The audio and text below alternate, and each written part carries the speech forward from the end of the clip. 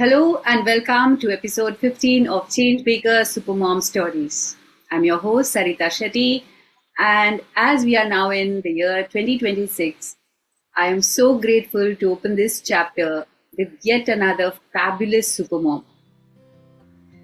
Today, I am honored to welcome a deeply reflective, powerful, and poetic changemaker, Sri Karuna, the founder of Chandamama Katha. Sri Karuna is a soulful storyteller, writer, and a moon lover. Known for her beautiful moonlight storytelling meditations and the way she gently holds space for children and women alike. In a world where storytelling is often rushed or performed, Sri Karuna brings in stillness, truth, and inner pause through both her words and presence. Sri Karuna finds joy in the little things that many of us often overlook. Sitting under the moonlight, watching trees sway in silence, flipping through the pages of a good book, and sipping coffee in stillness. So let's dive straight into conversation with Supermom Sri Karuna. So Sri Karuna, do you want to add something here? Yeah, along with sitting under the moonlight, I'm a morning person, so I love watching sunrises more than sunsets. But this is the best introduction somebody ever has given about me. Thank you so much, Sarita. First and foremost, considering me a change maker supermom, although all of us believe for our children we are supermoms. But to announce that in public that I'm a supermom, making me proud. You are. Okay, Sri Karuna. Thank you, first of all, for for the privilege of your presence in this podcast, and super special because 2026, and we are starting with you, and I'm honored to have you here. So, may I have the permission to shoot the first question to you? Absolutely, the honor and the pleasure is completely mine. You know how much I look up to you, Sarita. We have met personally in 2023. It's been 3 years almost. Yeah. Same here. So, the feelings mutual, Sri Karuna. So tell me, Sri Karuna, let's take it from the beginning. How did Chandamama Katha emerge? So, as a child, I always loved reading storybooks.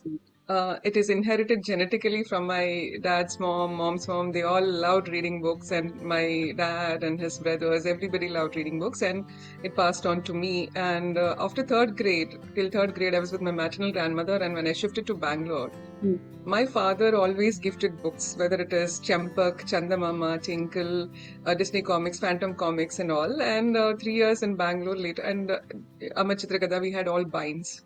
And later we shifted to Nasik, and there we had the Officers Club library. And I used to migrate from Naughty Amelia Jane of Enid Blyton to Gellinger Circus, and so on and so forth. Yeah. So stories always gave me that kind of enchanting world, and the same reading habit I passed on to my daughters as well. I told them stories, but I never thought there is something like a storyteller ever. So in 2017, a friend of mine introduced to a group called Speaking Chalk, which is run by Sandhya Gode in Vizag. She's also a storyteller and a story writer, and she's also the founder of Vizag Junior Lit Fest. So being there on volunteering in Speaking Chalk, I volunteered for Vizag Junior Lit Fest. Till then, for me, literary fest means something which happens for intellectuals in Jaipur, where Arundhati Roy and Salman Rushdie, the kind of stalwarts, they all come. Yeah. And then when I attended there, so one forte of mine is I connect with people easily, whether it's on a train journey or. And I was put up there at VIP Lounge where all these authors, storytellers, and illustrators were there. And I was really fascinated. And I bonded with Seema Wahi Mukherjee and Sharon Matthew and all these people. And then I started following them on Facebook because earlier I worked in Radio Mirchi Vizag as a programming head. And since then I was active on Facebook, and things started happening. And again in 2019, I was in the VIP Lounge. I met Jiva ma'am. I was so mesmerized with Janaki Sabish and Deepa Kiran and their stories and all that. And I saw that what stories I heard from them, I could go and repeat in this English speaking classes of Speaking Chalk. But I didn't think I would become a storyteller. And this was in 2018 and 2019, 2 consecutive years, November. And in 2020, March, Seema along with Yogita Bansal Ahuja from Ahmedabad and Priyanka from Golpo Didi from Kolkata, all three of them formed SIA. I didn't even ask anybody, is there a course for becoming a storyteller? How did you become a storyteller? How many years it takes to become a storyteller? Nothing. But when these three formed SIAC and it emerged on my screen, storytelling course, it was going to happen in Delhi offline 3 days. There was a tug in my heart that I should go and do this course. My elder one was just completing 11th and about to go into 12th, and she was into humanities. I thought she also should do it, but it was March time and my younger one was in 3rd grade. Elder one and younger one both had exams and all. I thought, exam time mein inko kaise chhod ke main Delhi jaun? This was the thought process that was going on. But Sarita, I am someone else who believes this quote of Paulo Coelho, that when you set your intention on, when you aspire, the whole universe conspires for it to happen. I definitely did not want the universe to conspire for COVID. No. But COVID happened, and the same course, the second batch in the month of May 2020, they did it online via Zoom. And I did that course. And after doing that course, I didn't know the path ahead, how do I use this course? How do I tell stories? Where do I tell stories? When will I get chance? I was thinking about nothing. But as I said, I connected with the storytellers. I connected with Lopamudra from Mumbai. And I was following her page, Big Buddy World.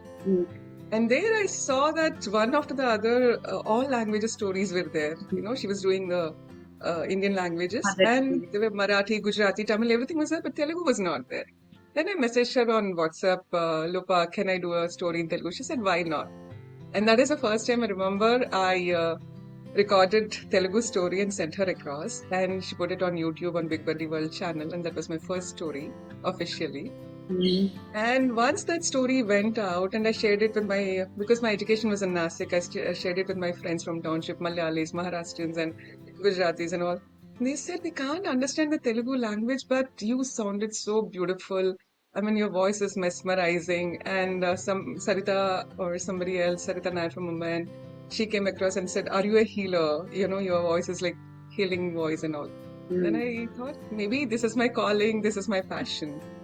And then I have to mention another storyteller called Simi from Bangalore. She was doing storytelling for children. She wanted judges, and then for Telugu, she wanted me and Jaya from Chennai as judges. And then she invited me along with Simran and Niyati and all these people for 1 month in 2020 October to do storytelling for children. Different storyteller, and then I told mythological stories. My child's school asked me to tell story online to the children for their school during the COVID times. And organically, I started finding joy in telling stories. And karma banta gaya, they say, so like that. And the journey started. Mama Katha started. And then, so I saw everybody is, having some storytelling names, Story Basket, Story Box, and different like that. But as you said, I love the moon so much in all its phases. Even if it's a full moon now, my face is so... Even if it's a crescent moon, it says, I feel it's sending me a message, smile, just smile. So, and I named my elder daughter as Vanilla, the moonlight. So I thought, when I'm starting the stories, and as the people say, my stories give solace and they're serene and calm, my voice is also so, why don't I name it after the moon? And because when we remember about stories, were the days when there was no power in villages, when we sit with our grandmothers under the stars and under the moon and listen to stories, and that's the best time to listen to the story. And that my storytelling, should take the listener to such a kind of space, calming space. So I thought Chandamama Katha was the best name to give to my storytelling venture. Yes, absolutely. Right from the word go, when you took the names of the books, Chandamama, Champak, it took me right back to my childhood. And as soon as you say Chanda Mama, it is so relaxing, as you say. It is the need for the art, taking back to that, when things are all rushing and, going so fast. Absolutely. Yes. Yeah. Thank you. Thank you for making Chanda Mama Katha happen. I have to thank the Almighty and, all the fraternity of the entire storytelling community that we have in India and other spaces that, you all have supported me a lot in the past 5.5 years. This connections are what made me take it forward and help me. Yeah. And also, Sri Karuna, you definitely it's a calling for you. You had to become a storyteller, a healer, because that's what the universe wants you to do. Like impact many lives through your stories and your healing and your journey of life. Even after coming on to the storytelling journey, initial phases of my storytelling journey after SIAC, my learnings happen with these healing kind of stories itself. Like when Jyoti Pandey invited or someone invited Susan Perrow's, Yeah. metaphor therapy online happened. I was part of that cohort. And then Lani Peterson was doing a heroine's journey. I was part of that cohort. And then I have to mention another Geetanjali Shetty Kaul from Mumbai. She was doing Story Cure during COVID times. Yeah. I attended that. So everything that the universe was nudging me towards was like healing kind of stories, and stories can heal, metaphor therapy. And then from storytelling, I also did, NLP, master practitioner course. I did happiness coaching from Happitude, mindfulness coaching. So everything was as though adding on, Steve Jobs says, the All dots the dots connected, connecting the dots, yeah. Yeah. So that's what happened in my journey. Awesome, and thanks for sharing the beginning of Chanda Mama Katha and your journey. Now, switching the hat to your mom's hat. So, how do you balance this? Do you struggle with mom's guilt, when you're balancing your work and your family? So, how do you balance that? And talk about something about mom's guilt. By the time I became a storyteller, my elder daughter, during COVID time, she was definitely in 12th and she was busy studying for her 12th standard. And later she left the nest. She got admission in Flame University, so she left the nest, and I was left only with my younger daughter. But I think the stories and this healing journeys and all helped me with the separation, because the firstborns are firstborns, and especially during COVID time, because once our daughters cross our shoulders and come up to our ears, they become our friends. And my mornings used to start with her. My coffee was along with her, and conversations, and so I used to miss her a lot. But stories did help me, and they both are very considerate and understanding as far as my storytelling is concerned. Whenever there is a webinar or whenever I'm having a session, they see to it that I'm not disturbed, and so they support me a lot. And my younger one, she trained under Shereen, and she herself is a budding storyteller, so she understands. Okay, mom has found her calling, her passion, and so they give me that space. So I'm thankful that both of them are very understanding. Yeah, mom's guilt is there when I have to travel. At times I leave home and travel. Like in 2024, I went to the Himalayan writing retreat to attend Storytellers Way. And then 24 and 25, I was in Kurnool, doing storytelling for government school children. I'm away from home for a week or so. But I'm always just a call away, and and I also feel this separation also gives them a kind of independence and depending upon themselves, and being responsible. So when children are very small and we have to leave them and go, then it is difficult. But otherwise, things are managed, more or less. But yes, there is always a mom's guilt. There are times when she comes back from school and I'm not there at home. I am either in a storytelling session and there are times once in a while, being hungry, they will eat a Maggie or so. But then all the time, 365 days, being at the beck and call and, serving them the most healthiest snacks and things like that, I feel it is okay. It is okay not to be guilty and all that, because the guilt happens when there is an overload of information. There are mom influencers, there is so much on social media what you should feed your child, and this is wrong and that is wrong and all that. Earlier, when moms used to meet together, I don't think so much of the conversation was the child-centric. What you're feeding your child, is this okay, is this healthy? So much information overload was not there.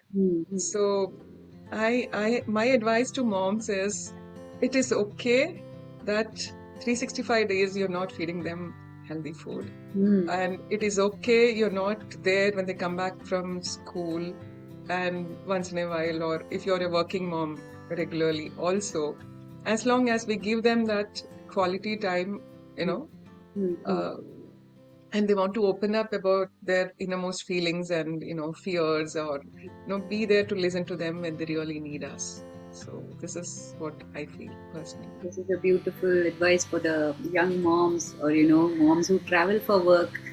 Absolutely, I resonate with Sri Karuna when she says that there is nothing like give all the time healthy food. When you're traveling, it's okay when they can have a little bit of junk.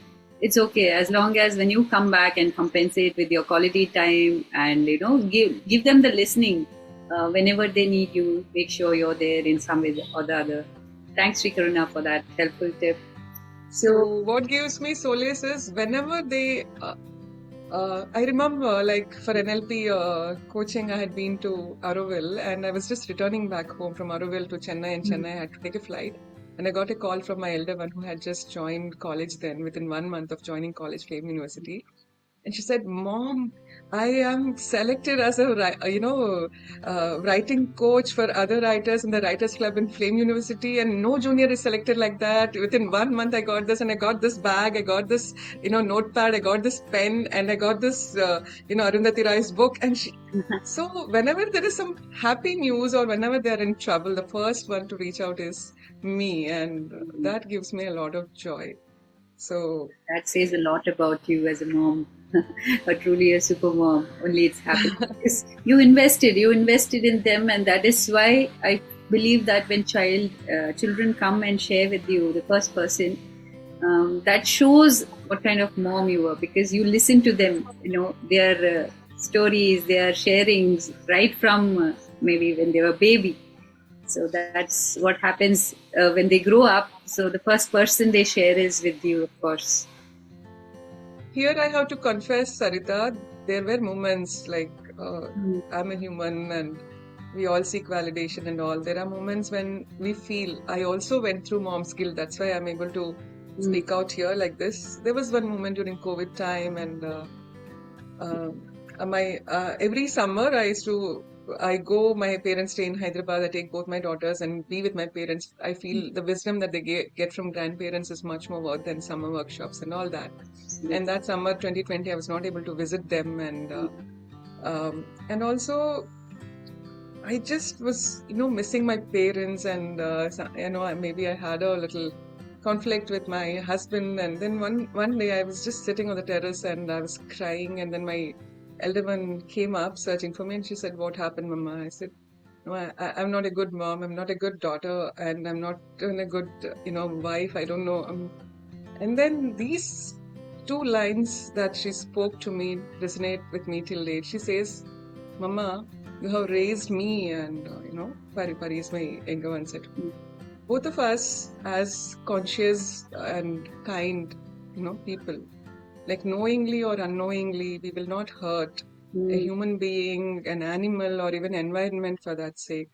What more? Maybe we are not, the topper in the class or schools or getting medals or, but what more quality as a parent do you think you didn't give us?" And that has been the best validation for me till date, coming from my elder one. So it was an eye-opener.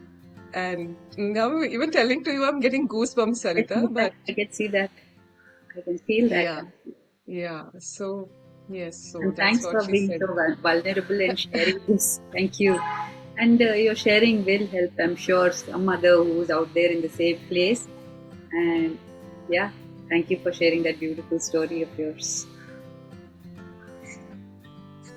So the story of yours, also can you share to mom who is feeling this vulnerable moments when she is not sure, about it happens. Even it happens to me and many other mothers and women out there, that they are not sure whether they are doing their job right as a mother, as a daughter, as a wife, or whoever it is. So sustainability, okay, not in terms of planet or whatever, but in terms of energy, time, and emotional space.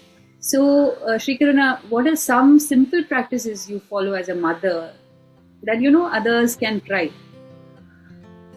See, as a mother, the simple practices that I follow is, all around us there are picture perfect homes, and even my husband says, "Look how messy the room is," and I ask them to tidy up, tidy up your table, tidy up your bed, and all. But once in a while, even if the room is messy, we have that poem. They grow up in the blink of an eye. Let the room be messy, let the dishes be waiting. So for me, watching with my children, the Frozen, the Lion King, sitting together, taking them out, and to this kind of, whenever there is a Disney movie, it's a must that me and my daughter should go. So these are all the memories, because to me, my father used to take every second Saturday to Snow White and the Seven Dwarfs and the Black Stallion and the Heavy Rides Again, and all these Disney movies way back then, 40 years ago and all. So those memories are still afresh with me, getting on the double-decker bus and going and all that.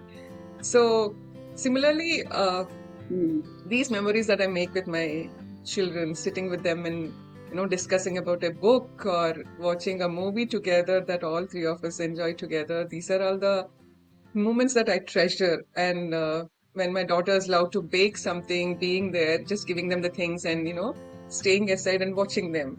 So my father, when he worked in Hindustan Motors, used to attend workshops in IIM and all. And he used to say that the inventory control workshop, he was in the inventory control department. They say the Indian housewife is the best inventory control manager ever. You have to learn from her. When there is a festival, when guests are expected, she will order more sugar, more oil and things like that. So the kitchen is the best inventory control example. So like that, also this managerial quality, when you are teaching a subordinate, to work, you won't do all the things. First, you will stand aside and you'll tell them what to do, like how a mother teaches a daughter to make tea and all that. So even if they mess up, even if it might go wrong, the first cupcake or something is not spongy and all, generally we mothers want to do everything. And here I have to mention about Peter Reynolds' books, Ish and Dot. Yes. They also, these kind of books are eye-openers, like, even if their drawings are messy and all. Yes. I remember once when my elder one was going to a drawing class and she missed a drawing class for the sake of a birthday party of some distant relative. I was very upset. But today, whenever she has that, urge to draw or paint something, and she turns out beautiful paintings, and same with my elder one, she does beautiful watercolor paintings. And here also I want to, I know your question and my answer is going a little out of sync. No problem. Go on. So many a time, we parents, I think we try to fulfill our unfulfilled wishes through our children, and we have to break the pattern somewhere. Here I want to quote Sister Shivani. Once I attended her course of the, she says like, she asked anybody is expecting a child, and it was the time, I think 2019 or so, Uttarakhand floods happened. She said, if you believe in soul parenting, and suppose you and your husband are world-class swimmers, but the soul of somebody who died in Uttarakhand floods is there as your child. And how much ever you take him or her to the swimming pool, they will not enter. They'll be very scared. So, and whenever I feel that, my children are not performing enough, they're not getting very excellent grades, they're not utilizing their complete potential, they're very intelligent and things like that. Again, Khalil Gibran's lines also guide me from the Prophet. It is one of my most favorite books, and it says, your children are not your children. They come through you, but not from you. They are souls that dwell in tomorrow. So that's what I believe in, and yeah. Thank you for that quotation. Beautiful quotes you're putting to you, each and every sharing that you're doing. That is helping a lot. And also, Srikarun, I also wanted to ask your thoughts on, as a society, especially in India, where parenting is still often shaped by outdated norms, especially the patriarchy bit. What are your thoughts on that? Please share. So yes, patriarchy does exist. It is not easy to push it away, and patriarchy troubles me also a lot. But when, as moms, we understand our daughters' aspirations, and I don't have sons, but I tell my friends who have sons also, going forward, it is going to be equality. So let your son also fold clothes, fill water bottles, and help you around the house in cooking and teach them cooking and all. Because going forward, both of them will have equal role in upbringing children, keeping a home. And so even my daughters question patriarchy a lot. They have arguments with their dad, and I stand by them. And so they are women of tomorrow and raising their voices against patriarchy, and I support them wholeheartedly. Yes. Absolutely, I totally agree with you when you're saying when you're raising your son and daughter, equality everywhere, and it begins from home. Yeah, it absolutely begins from home. Begins from home, absolutely, and teaching cooking to your son, and it's no more like after marriage you have to do the cooking to the daughters. No. It is so everywhere. Even for me also, Srikaruna, I have to break the pattern. I also come from a house where we are 5 sisters, 5 daughters. And so when I'm raising my daughter and my son, I make sure, as far as when I become aware of it, of the situation. So that is a very important point that you have shared with us. So I remember when I was a teenager myself, and my mom used to have different rules for me and my younger brother. She used to tell me to do the works at home, like, laying the table, and after dinner I used to say, okay, I will lay the table, and after dinner he has to collect the dishes back. And I used to go out and get the vegetables and if it's a township, so on the cycle, movie tickets, or chekki mein aata piswana tha. So all these things. I used to equally see outside works also, we both will share. Inside works also, he has to share. So the seed of patriarchy, that equality and feminism was there in me as a growing up girl in the 80s itself. And all my life I wanted to have a daughter, to raise her not like I was raised. I wanted to raise her to do whatever she wants and to aspire and make her dreams come true and not be subdued by patriarchy. So, and God has blessed me with 2 daughters, and here I am. And yeah, I want to add one more thing about sustainability and how my daughters supported. So, as I said, I'm a nature lover and I care a lot about environment. And I believe in the good practices of bygone times when we used to, our clothes used to pass on to our cousins, and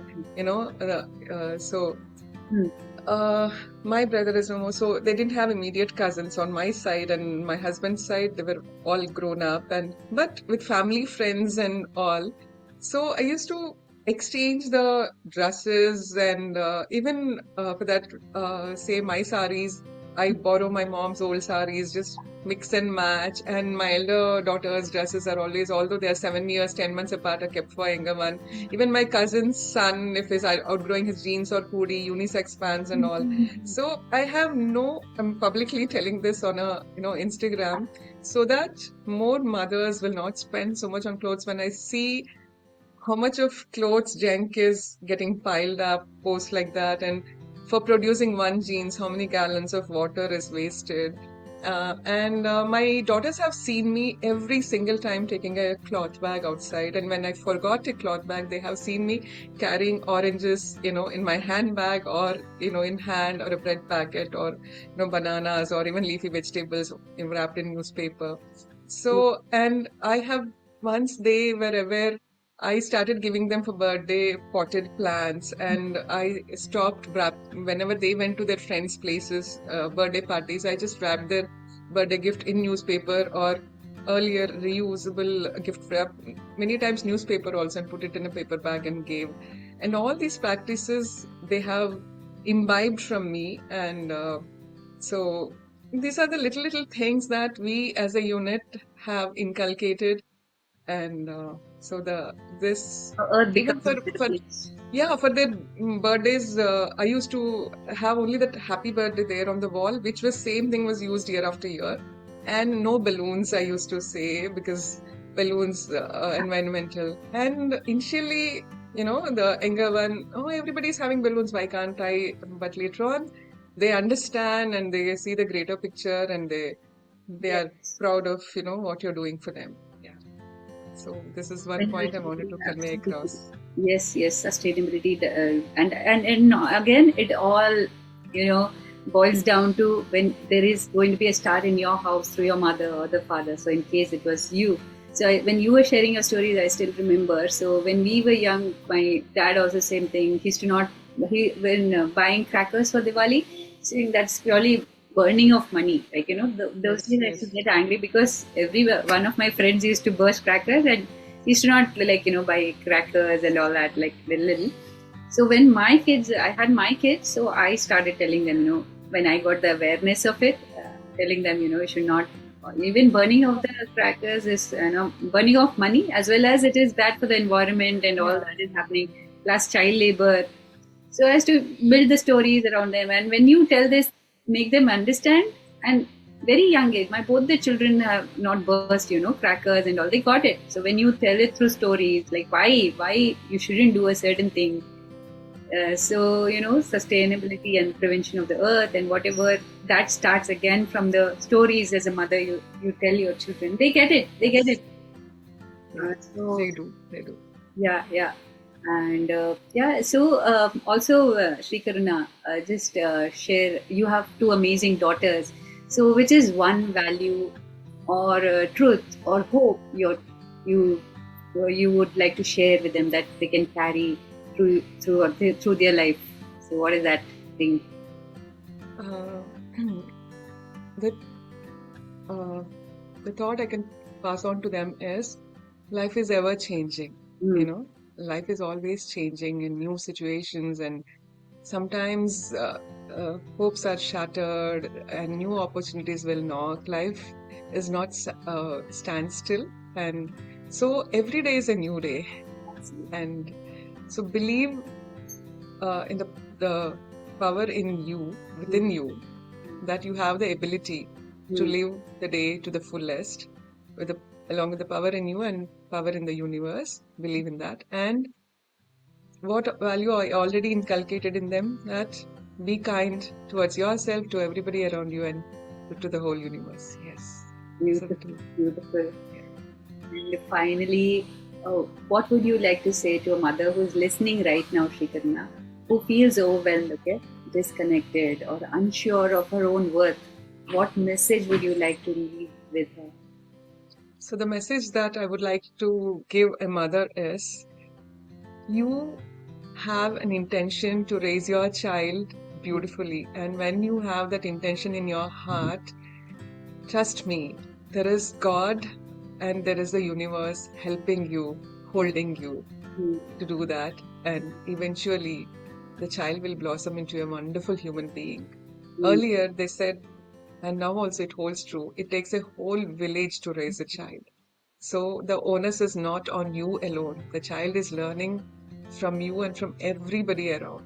So if the child falters, trust you that you are there to hold him or her, and don't ever blame yourself that you are not doing things right. The child is going to blossom for sure. So, and also believe that it takes all kind of trees for a garden to be beautiful, and it takes all kind of uh, children to grow into different human beings for to make this world a beautiful place. Maybe your child is not a sports champion, Hmm. or he is not the class topper, but you never know. He could be a wonderful painter, or he a singer, or suddenly his passion, the purpose of his soul will emerge, and you will be surprised that how successful your child will.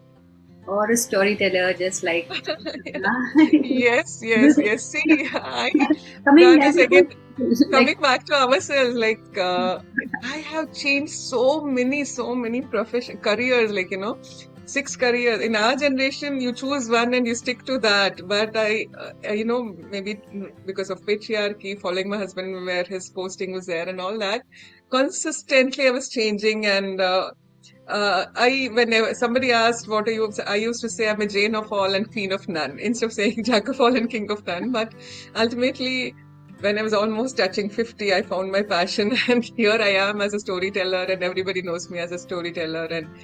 And when mothers walk up to me and say that actually I came to leave my child to listen to your story, but we sat down and we heard and we felt it so beautiful. And I feel, yeah, so maybe today I'm a storyteller going 4, 5 years down the line, or like I see you, you are a storyteller. And I see earlier you were a family coach, relationship coach, but now emotional well-being, that was my calling, all of this, emotional well-being. I am doing Buddhist psychology and then narrative. Everything is like, see, there is a tattoo, Yadbhavam Tad Bhavati. So the universe conspires, and let's see where this journey of mine takes me ahead. Yeah. Absolutely, wherever it will take, I'm sure, Sri Karuna, you're going to impact the world, and this world needs more people like you. And keep spreading your magic, and keep doing whatever you're doing, and keep growing, because in your growth, you impact the world. And whatever is your calling, keep listening and keep working on it. Yeah, sometimes we don't know what we have, but others can see. So today I want to mention a very close friend of mine, Madhuri, who left this world in 2021 you know, um, in COVID. And she, when my elder one was in first grade in the year 2009, when I used to meet her, she used to say, Shri Karuna, you don't know what you have within you. You're like Hanuman. Hanuman did not know his power. I Mm. see you that you will write a book for children and all, which she predicted then. Now I'm into storytelling, and now I'm writing stories which are finding their ways into anthologies and all. And it is like the prophecy that, what she told that day is coming true now. And I sent her, I send a gratitude note to her up there, and she must be smiling up there seeing me today. Yeah. So Beautiful, and should be so proud of the work you're doing, and we see you for who you are. thank you so much, Sarita. Thank you for giving me this opportunity. And whatever I spoke from Dil Se, and nothing calculated at all. I hope the listeners of your podcast will take a positive note from here and smile. Yeah, that's And all. more about that, Sri Karuna, you've given a lot of golden nuggets. And on that note, Sri Karuna, thank you so much for sharing your story, your thoughts, and your heart with us today. This felt like a moonlit circle. Uh, though we were two of us, but I Yeah, can though I feel wore red, yeah, then I put a, red and white, so I put a white because people associate. Somehow they're used to seeing me in white. I hold every full moon night in the Moonlight of Stories, the space where you all storytellers come and tell, yes. heartwarming stories. So And yeah, that is viewers it. and mothers who are watching, definitely follow her page. I'll be tagging her in the post, whatever I'll be doing. And do every full moon, she has her for moonlight circle of stories and meditation. Please go and join it, and it is a beautiful space.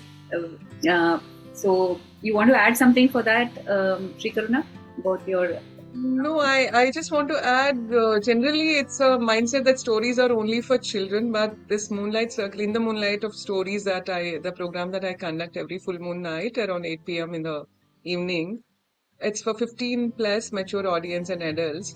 I feel stories have the power of healing, and whenever you listen to a story, whether it's a folk tale or some part of the story, some character in the story we identify with and the situation, and there's a catharsis that happens. And listening to a story, a lot of reflections come, and we feel, melted, and our heart is tugged and all that. So it'll be wonderful if you join and listen to the stories in this space. Yes, stories are equally for adults also. That's what I want to emphasize here. yes. Thank you, Sri Karuna. Thank you all for the privilege of your time and watching The and pleasure is all mine, Sarita. Thank you. thank you, Sri Karuna. And thank you to everyone who's watching and listening. Thank you for being a part of the Chain Maker story, Supermom Stories. Whether you are tuning in from your kitchen or your car or your evening walk, may this conversation remind you that you're not walking this path alone. Yes, absolutely. So we'll be back with more stories from incredible moms just like Sri Karuna from across India and the whole world, women who are rewriting what it means to lead, love, and live deeply. Until then, take care, stay kind to yourself. God bless you.